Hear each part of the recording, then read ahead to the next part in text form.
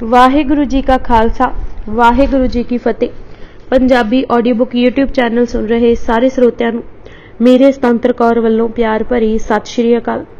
ਅੱਜ ਅਸੀਂ ਕੁਦਰਤੀ ਨੂਰ ਜੀਵਨੀ श्री गुरु अंगद देव जी किताब का चौथा भाग पढ़न जा रहे हैं।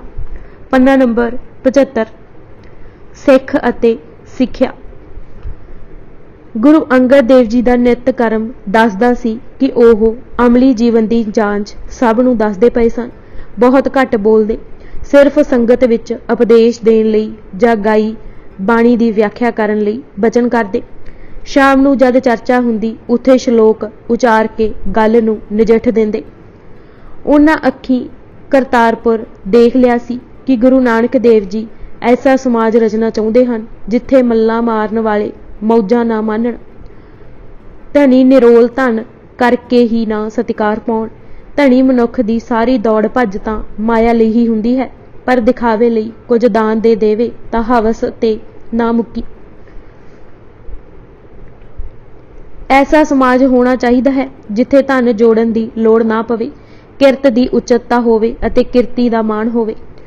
की हो रहा सी उस दा नक्शा गुरु अंगद देव जी ने मलार दी वार विच खूब खिंचिया कि गरीब नाल मजाक कीता जांदा है अते उस नूं आओ पातशाह कह के बुलाया जांदा है। जो मूर्ख है उस नूं पंडित कहा जांदा है, अंधे नूं पारखू अते जो बहुतियां इलतां करे उस नूं चौधरी बना दिता जांदा है। फफे कुटना आदर पांदियां हन। भलियां संजमी औरतां दी समाज विच कोई कदर नहीं।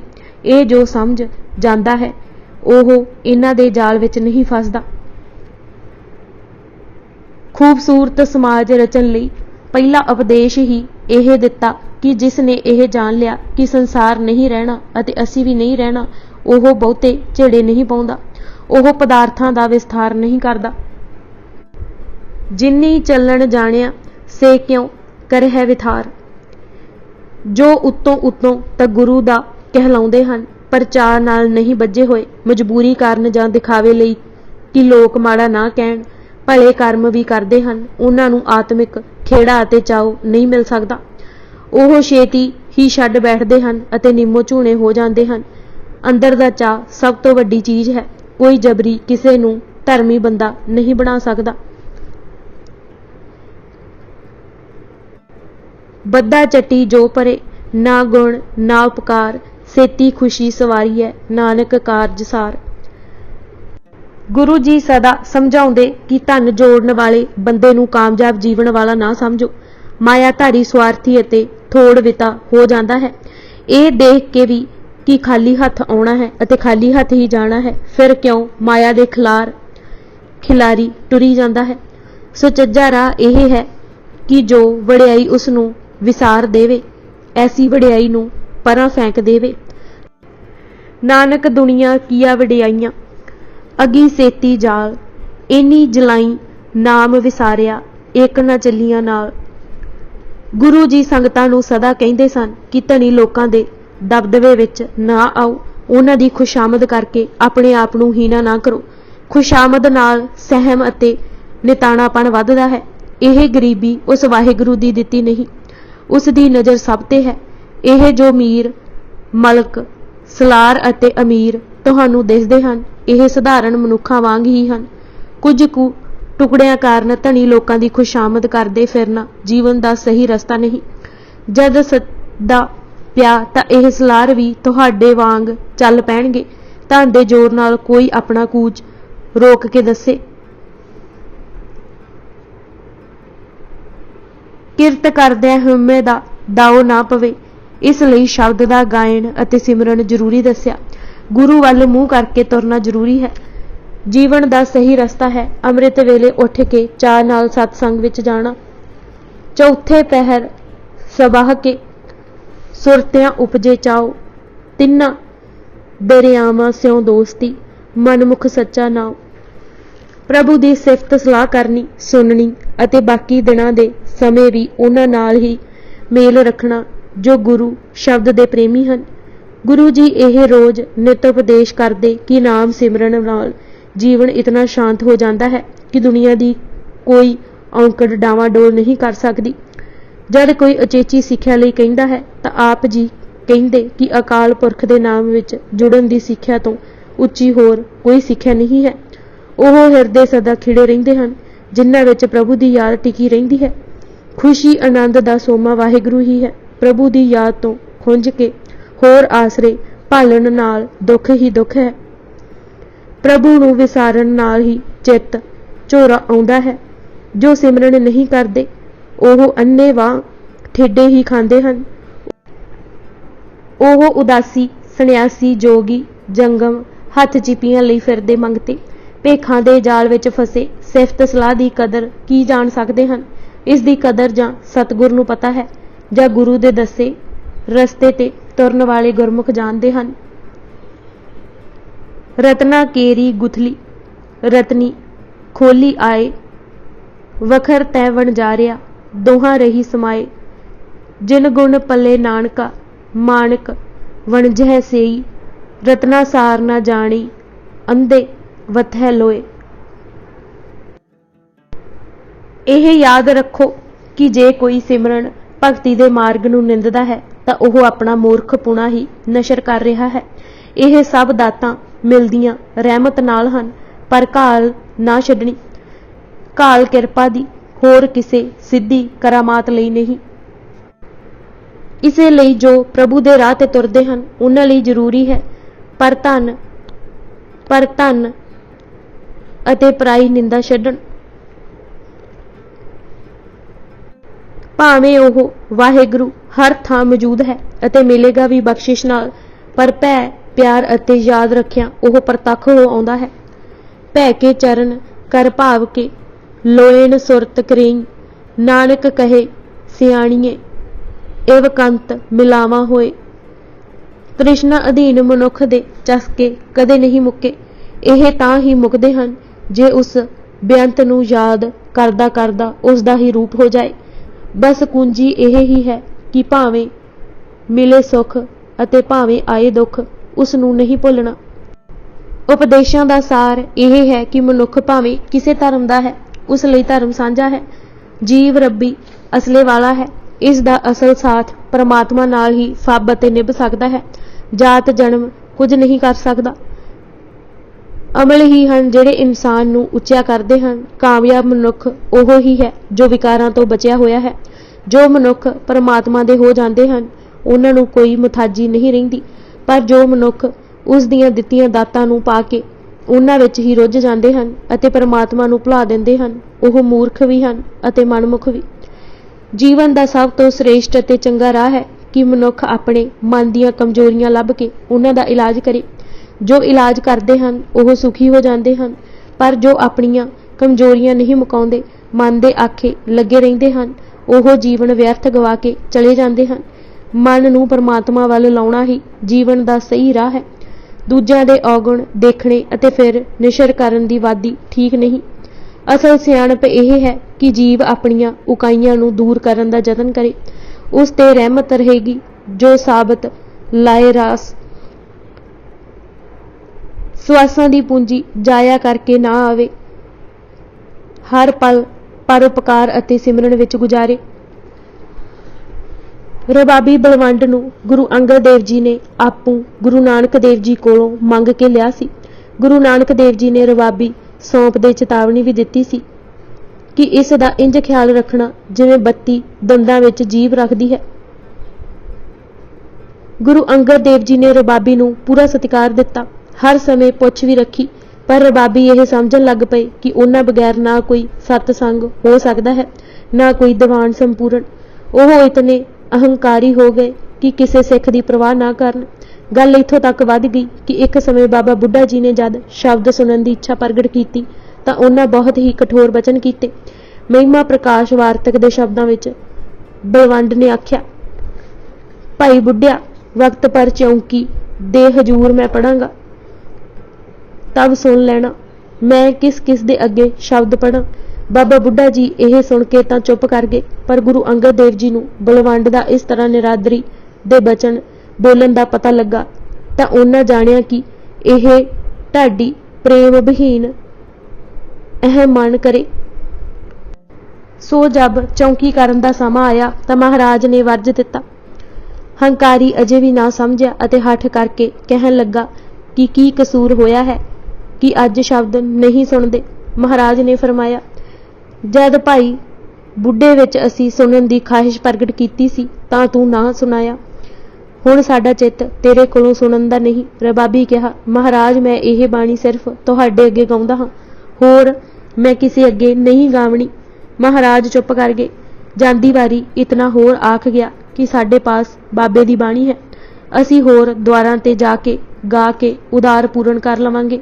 पर बलवंड जिथे जाए कोई चीने नाही, कोई सदे नाही। बहुत दुख होया अन्न प्राप्त ना होवे। महाराज ने मरदाना जी दे सपुत्र मीर रजादा नूं रबाब फड़ाई अते संगतां नूं रल के कीर्तन करन दा हुक्म दिता।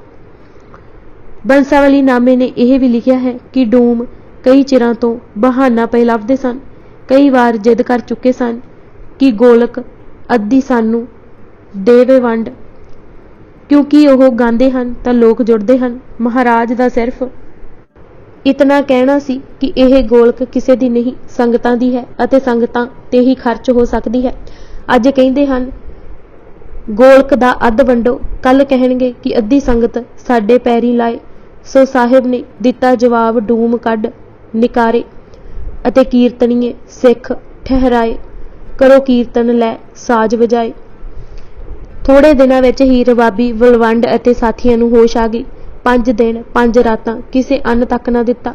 6वें दिन बहुत दुखी होए कर आया, पुकार करे अते विरलाप करे।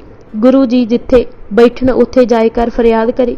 सिखां ते खास करके बाबा बुढ़ा जी ने भी गुरु जी अगे बेनती कीती कि किरपा करके इस वार बख्श लवो। गुरु जी किरपा दे घर आए अते सब नूं कहा कि जद प्रेम वस हो के सिख कुछ कहिंदा है तां उस विच अते गुरु विच कोई अंतर नहीं रहिंदा।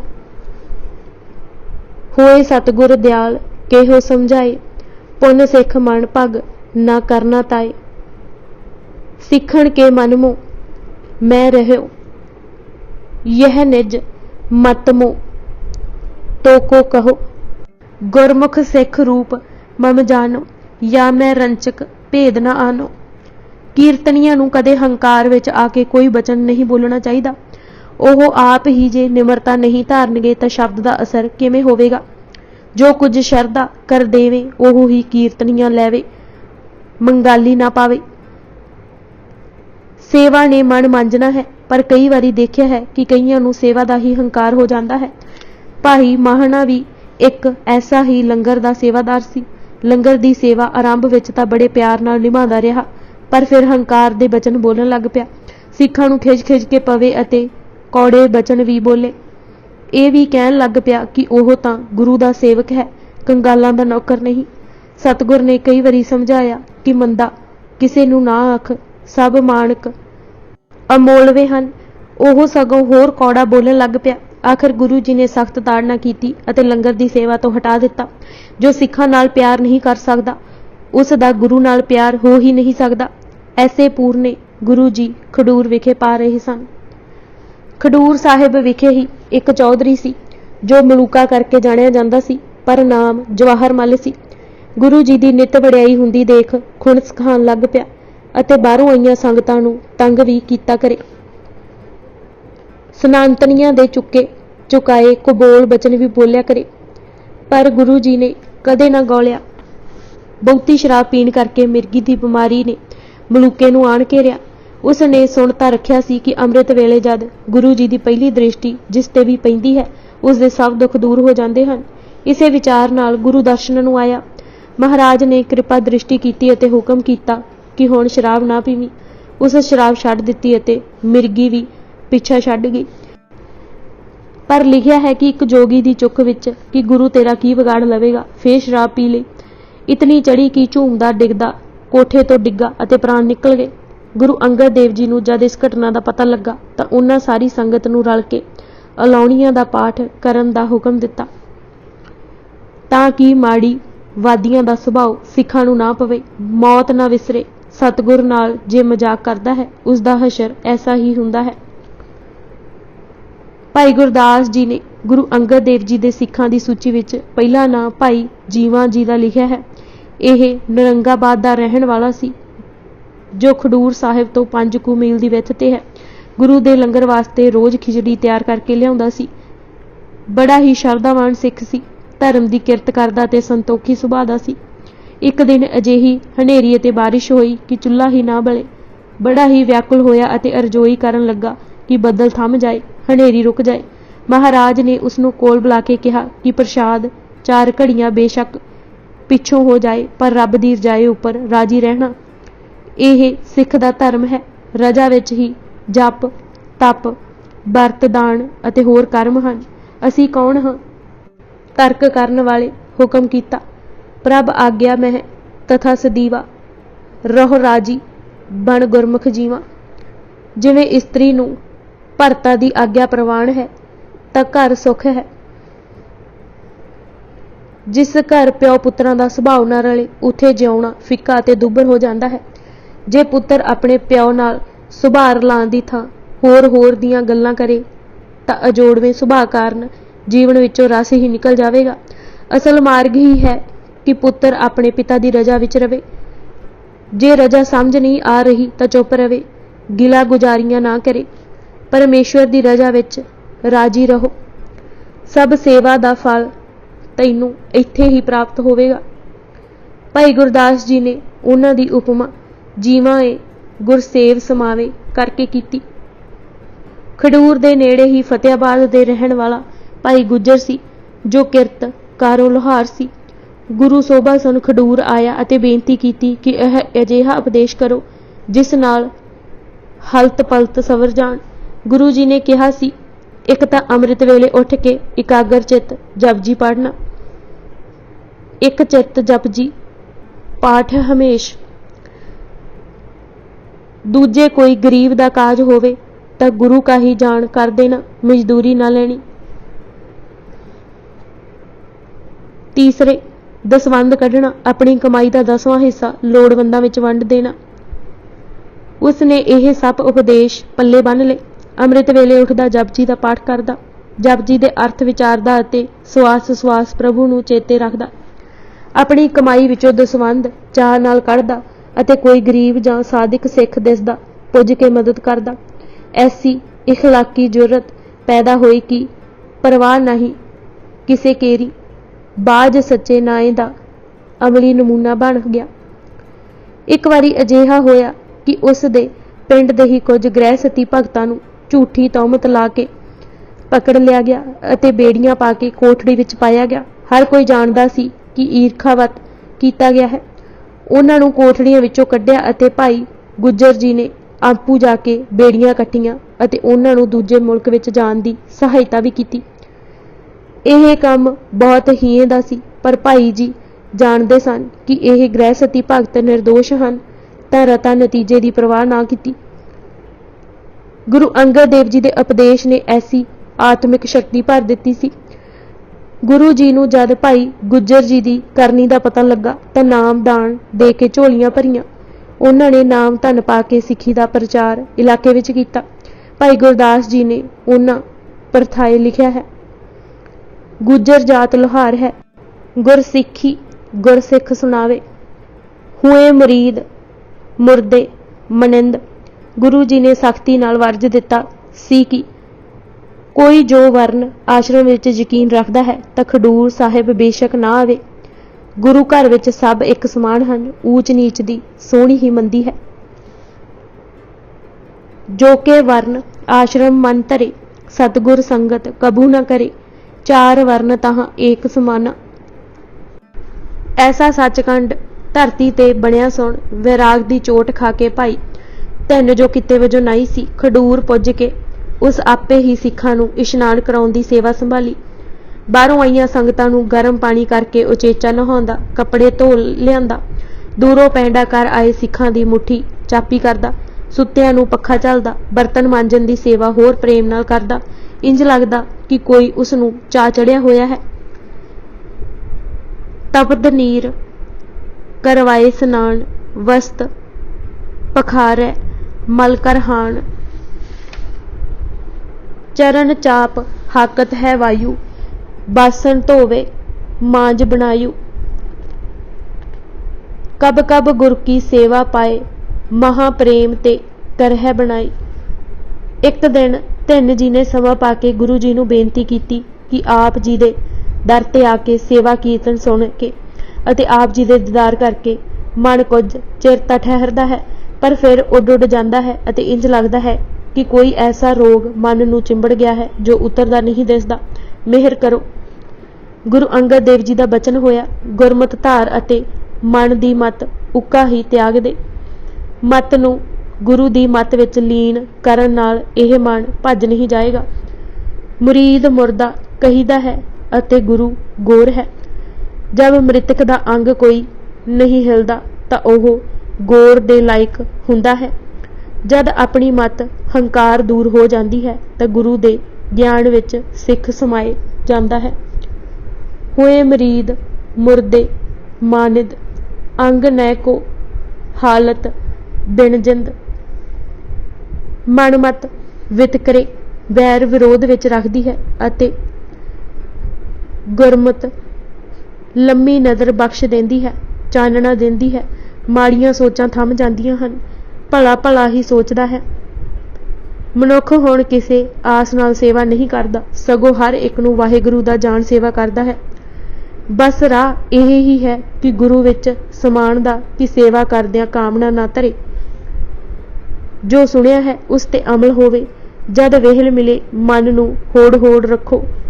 भाई धन जी दा ऐसा मन परोचिया गया कि उस दा ही नहीं सगों कुटुंब दा उधार होया।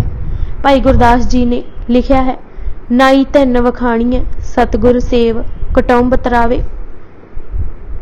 भाई पारो जी जुलका खत्री डल्ला दे रहन वाले सन, जिथों दी संगत भारी करके जानी जाती सी अते तीजे पातशाह ने डल्ला रत्ना की खान करके पिंड नूं माण भी दिता सी। मेरी जांचे निरोल इक्को डल्ला ही ऐसा नगर है जिस विच 72 प्रसिद्ध सिख उस समय रहिंदे सन।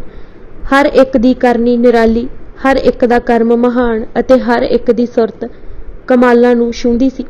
भाई पारो जी दे उद्यम नाल ही विसाखी दा पुरब गोइंदवाल मनाउणा आरंभ होया सी। डल्ला नूं जाग लगाउण वाले भाई पारो जी सन, जिन्हां नूं एक वारी गुरु अमरदास जी ने गुरगद्दी दी जिम्मेवारी भी सौंपणी चाही सी तां उन्हां निमरत नाल कहा सी कि उन्हां नूं तां सिੱਖੀ प्रदान करो। इतनी शरधा भाई पारो जी विच उपज खड़ी सी कि भावें ब्यास विच हड़ आया होवे, ओह अपना घोड़ा दरिया विच ठेल देंदे पर पैर पछाण ना हटांदे अते गोइंदवाल दर्शन करके ही मुड़दे। सिੱਖੀ दी दात उन्हां गुरु अंगद देव जी दे चरनां तो ही पाई सी। गुरु शोभा सुन के गुरु अंगद देव जी पास आए अते बेनती की कि वासनावां पिछा नहीं छड़दियां, कोई राह दसो जिस नाल परमहंस होवां। महाराज ने कहा, बुद्ध विचार करके आप नूं शरीर तो भिन्न जाने तां ही परमहंस बनेगा। जे आप नूं शरीर तो न्यारा जानेगा तां शरीर दे रसां वास्ते पाप ना करेगा। हंस की करदा है, उस अगे कुछ पाओ ओह मोती ही चुगेगा। जे दुध भी रखो तां पहलां चुंझ मार के दुध दियां फुट्टियां बना के पानी अलहदा कर देवेगा। पानी नहीं पीवेगा, केवल दुध ही पीवेगा। उसकी चुंझ विच खटास है। ऐसे ही पुरुष जिन्हां पास बुद्ध विवेक है, ओह संसार विच रहिंदे होए विषय विकार नहीं भोगदे। रता कू ध्यान नाल देखो, इतनी भारी देह नूं कौन चला रहा है। ਇਹ ना दिसदा मन, देह आप तां कुछ करदी नहीं। जद सोच आ पकड़दी है तो शरीर आपे निसल हो जाता है। उस वेले दारू भी काट नहीं करता, पर जद सोच हट जाए तो शरीर उठ खलोंदा है। विवेक बुद्धि वाला कदे नहीं आखेगा कि मैं दुखी हाँ। वह जान जाता है कि मैं तां देह दा संगी होण करके दुख प्रतीत कर रहा सां। तैसे परमहंस पुरुष रहिंदे तां जरूर जगत विच हन, पर हरख सोग नहीं करते। परमहंस होण दा राह है शब्द नूं धारना, नाम रतन नूं विहाजना ते संभालना, नित सिफत सलाह विच जुड़ना, ध्यान करते विच लगाई रखना अते किरत ना छड्डना, ग्रह सत ना त्यागना। भाई मणी सिंह जी कहंदे सन कि तैसे ही भाई पारो वरतन लगा। ਅਤੇ ਗੁਰੂ ਅਮਰਦਾਸ ਜੀ ਦੀ ਮਿਹਰ ਸਦਕਾ ਪਰਮਹੰਸ ਹੋਆ। कैसी करनी उसदी होई, उसका जिक्र महिमा प्रकाश ने किया है। परमहंस सतगुर मुख कहा, दृढ़ निज स्वरूप ब्रह्म सुख लहा। कूलाचार व्यवहार जग करे, मन सतगुर चरणन मोतरे, ग्रह भीतर सद रहे उदास। भाई गुरदास जी ने 11वीं वार दी 15वीं पौड़ी दी आरंभक तुक विच लिखिया है। पारो जुलका परमहंस पूरे सतगुर किरपाधारी।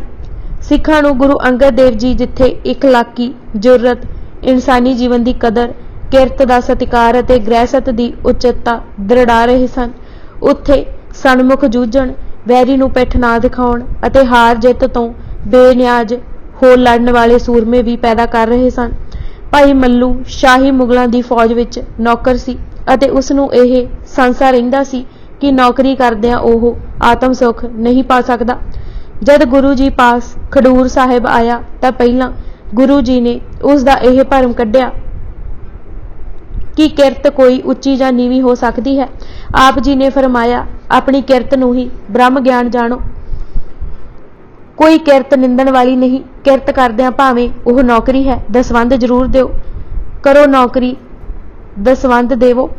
फिर योधे दा धर्म दसदे होए कहा, पहला आप उपाद किसे नाल ना कीजै, जे युद्ध जरूर आए बने तां बहुतियां थोड़ियां दी शंका ना कीजै। वैरी नूं पिठ कदे ना दिखाउणी, सन्मुख लड़दे शहीदी पाउणी ही योधे दा धर्म है। जो कुछ खट लियावीए सो सिखां साधा नाल वंड खाईए। भाई मल्लू शाही सूरमा ने ऐसा ही धर्म अपनाया, सदा वंड खाए अते आत्मा नूं सत अते तन नूं असत करके जंगां विच जूझे। यह हुण देखा जा सकता है कि ऐसे उपदेशों का ही असर सी कि सिख जद भी किधरे जूझदे, कट मरदे, पिठ ना दिखाउंदे।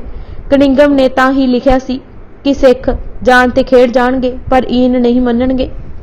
वड्डा भगत भाई कदारी महान कोश के लिखे अनुसार भाई कदारी बटाला दे रहण वाले सन। गुरु अंगद देव जी की शरण आए ते कहन लगे कि सारा संसार ईरखा, दवैत, छल, दगे की अग विच सड़ रहा है, कोई बचन का उपाय दसो।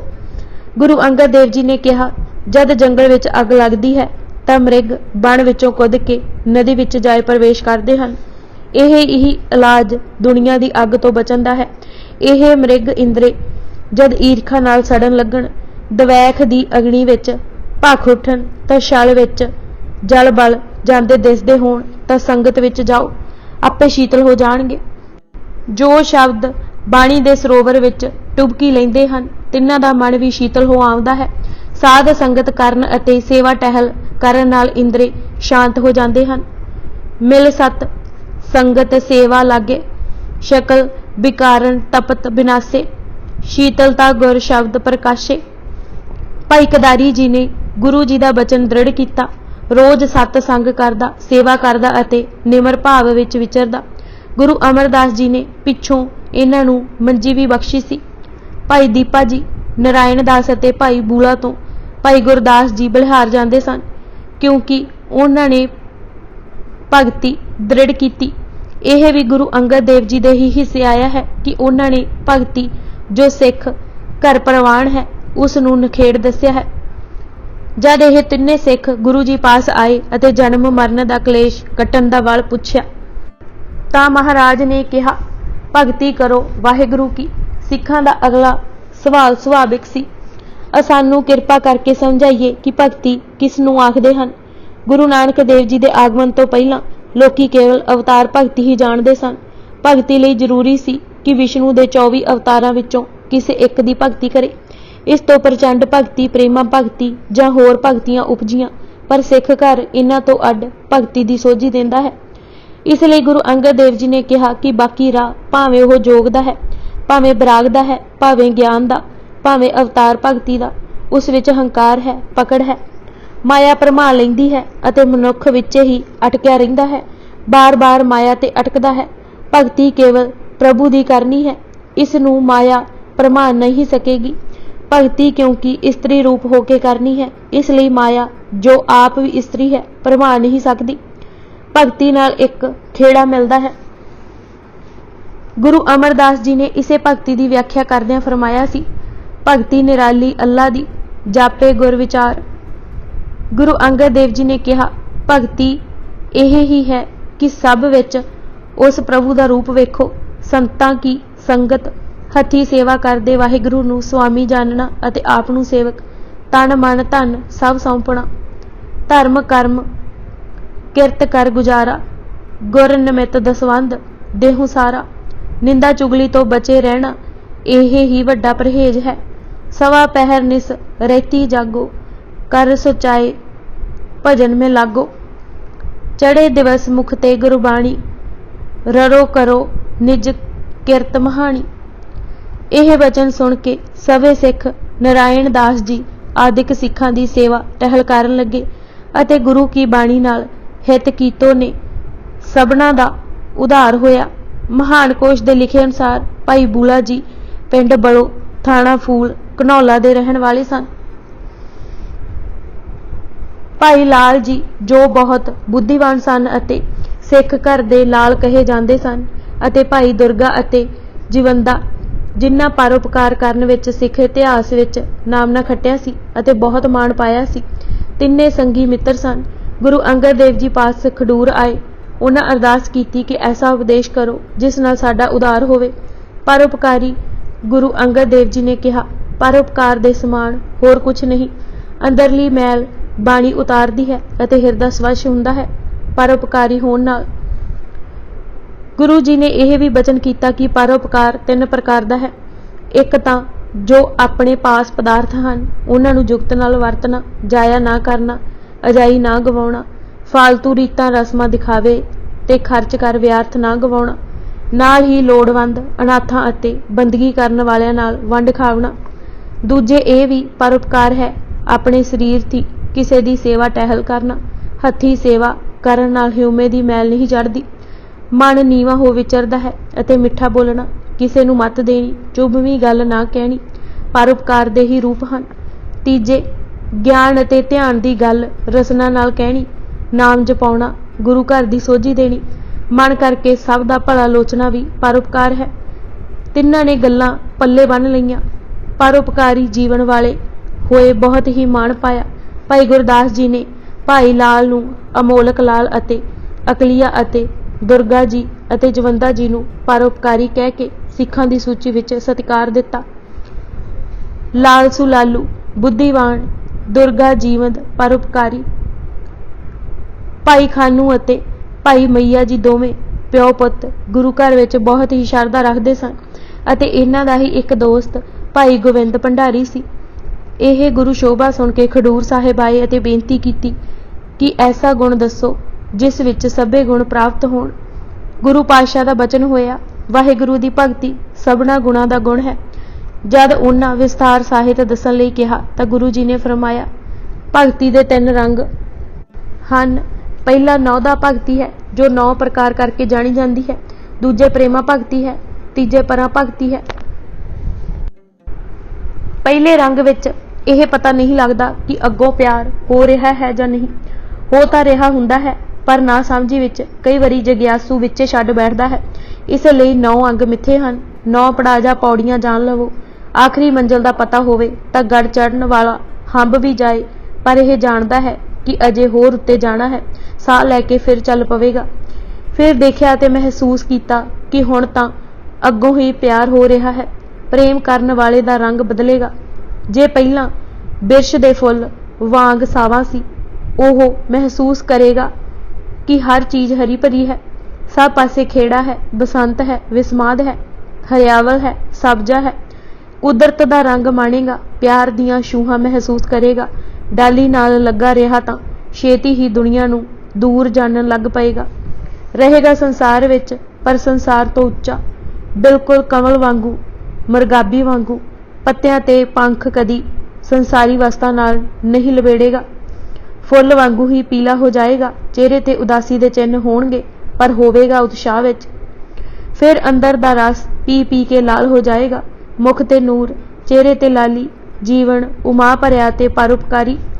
ਇੰਜ ਦੇਖੇਗਾ ਕਿ ਵਾਹਿਗੁਰੂ ਨਿਤ ਪਿਆਰ ਕਰ ਰਹੇ ਹਨ, ਝੋਲੀਆਂ ਭਰ ਰਹੇ ਹਨ, ਬਰਕਤਾਂ ਦੇ ਕੇ ਨਿਵਾਜ ਰਹੇ ਹਨ। ਇਹ ਹੈ ਪ੍ਰੇਮਾ ਭਗਤੀ ਦਾ ਰੰਗ। ਫਿਰ ਅੱਗੇ ਹੈ ਪਰਾਂ ਭਗਤੀ। हर काम करावन आया प्रभ हमारे दास। जिवें धन्ने दियां गऊआं चारियां, जिवें नामदेव दी छापरी बनवाई, जिवें कबीर जी दे काज सवारे। वाहिगुरू जी भगतां दे काम सवारदा फिरेगा, भगत विच आनंद वाली अवस्था होवेगी। इसलिए बहुत जरूरी है कि पहला 9 प्रकार की भगती नूं समझना। 9 प्रकार की भगती दे नाम यह दिते जा सकते हैं: सरवण, कीर्तन, सिमरन, पग सेवन, अर्चना, अरदास, दास भाव, मैत्री अते आत्मा निवेदन। इन्हां नूं पहला गुरु अंगद देव जी ने, फिर इसे नूं गुरु अर्जन देव जी ने बाणी विच समझाया अते उसकी व्याख्या भाई संतोख सिंह ने सूरज प्रकाश विच कीती। गुरु अंगद देव जी ने 9 प्रकार दसदे होए कहा, प्रथमे यह भगती है कि बाणी नूं शरधा संयुक्त सरवण करना, दूजे आप कथा कीर्तन करना, तीजे राम नाम बिना अपना समा ना गुजारना, सास सास सिमरन करना, चौथे परमेश्वर के चरणों का ध्यान करना, संगतां दी टहल सेवा दिल लगाए करनी, पंजवें जो पास है उस नूं अर्प करना, देन दी रुचि रखनी, लैण अते हथियाउण दी त्यागणी, छेवें धर्मशाल जाना, शरधा नाल बैठना, सेवा करनी, सतवें सदा आप नूं दास जानना, स्वामी वाहिगुरू नूं सब कुछ उसे दा दिता जानना, आपा ना जनाउणा, अठवें महाराज नूं मित्र जानना, यह दृढ़ कर लेना कि मीत दा भला ही चितवदा है, वाहिगुरू मित्र है, जो करेगा मेरे भले लिए करेगा। नौवें सब कुछ वाहिगुरू नूं ही सौंप देवे, ऐसी भगती दृढ़ कराई कि तिन्ने जीवन मुक्त होए, गुणा दे गाहक बने, वाहिगुरू दे दर दे भंडारी होए, पहला आप विहाजिया फिर होरनां नूं जांच सिखाउंदे रहे। भाई गुरदास जी ने इसे लिए लिखा है, खानू मैया प्यो पुत है, गुण गाहक गोविंद भंडारी। गुरु अर्जन देव जी ने श्री राग विच इसे 9 प्रकार की भगती की व्याख्या करते हुए नंबर 1 सरवणी सुनना, नंबर 2 हर कीर्तन साध संगत, नंबर 3 सिमरो सिमर, नंबर 4 भाव मलोवा, नंबर 5 हर की पूजा, नंबर 6 बंदे बार बार, नंबर 7 दासन दासा, नंबर 8 तू मेरा बंधप तू मेरा भ्राता, अते 9 सरबस दीजे अपना वारे दे शब्द उचारे। सूरज प्रकाश ने इन्हां 9 किस्मां दा होर विस्तार करदे लिखिया, प्रथमे गुर दे बचन संगत विच जाके सावधान होके सुनो, शरदा सहित गुर के बैण सरवण करह, सन्मुख मन ठैन। दूजे प्रभु दे गुण आपू गायन करे, उस दियां चंगियाइयां अते दित्तियां वडियाइयां दा जिक्र करे। दूतीय कथा कीर्तन करने, नीके प्रभ के गुण मन बरने। तीजे सतनाम दा सिमरन करे, समा गलत कारजां विच जाया ना करे, स्वासां विच नाम मिलाउण दे यतनां विच जुटिया रहे। तृतीय सतनाम सिमरनते, बिना भजन नह समा बितनते, सवासन संग सू नाम मिलावे, उठत बैठत नह बिसरावे। चौथे चरना कमला दा ध्यान रखो, जिवें कमल खिड़ पैंदा है, आकाशी किरण निकलन नाल इसे तरह सेवा करके खिड़े।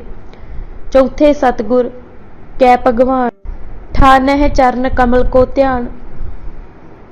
पंजवें सदा ही चंगा चितावे, चंगा करे चंगे पास जाए, हर चंगी चीज नूं दे के खुशी लवे, देन दी आदत नूं पकावे।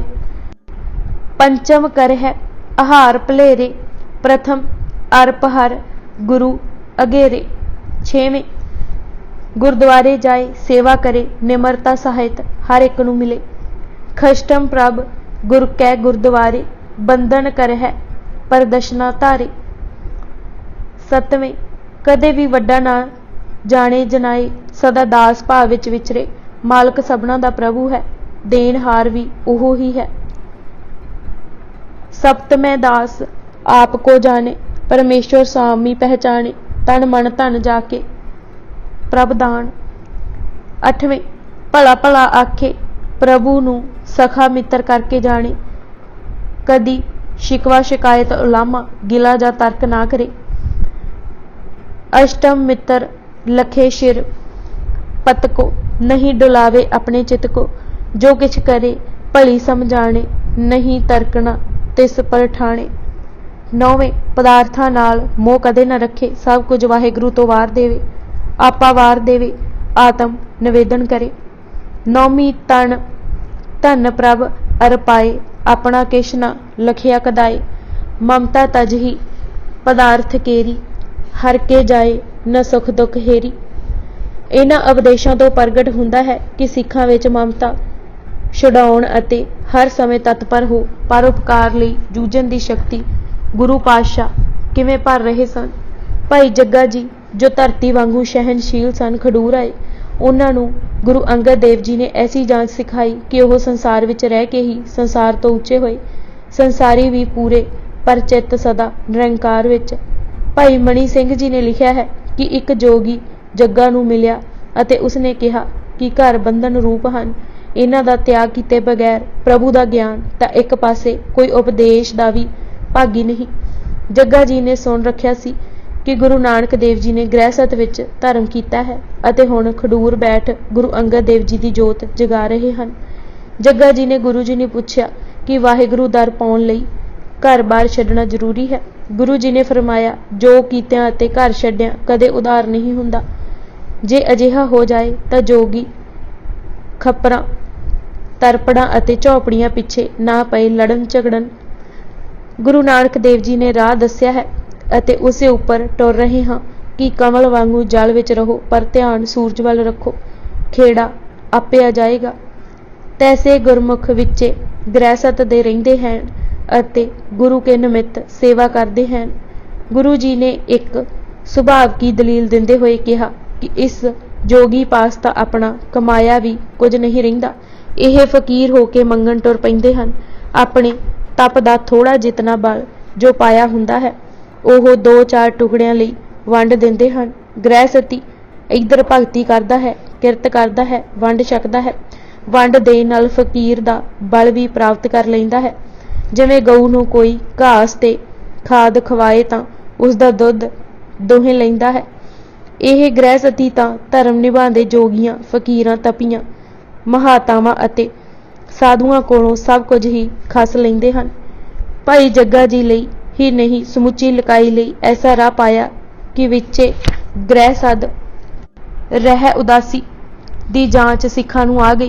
घर बारी जीवन रखदे सिखां नूं ना लोभ व्याप्या ते ना ही काम।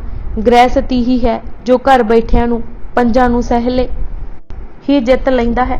भाई गुरदास जी ने जग्गा दी उपमा विच लिखिया, जग्गा धरनी जाणीए संसारू नाले निरंकारी। भाई जोध जी ब्राह्मण सन। खडूर एक बारी ऐसे ही आए अते देखिया कि बगैर वितकरे वैर विरोध दे हर एक नाल स्नेह हुंदा है, पुछ पड़ताल हुंदी है, आदर नाल पंगत विच बिठला प्रसाद छकाया जांदा है। माता खीवी जी मावां वाला प्यार देंदे हन।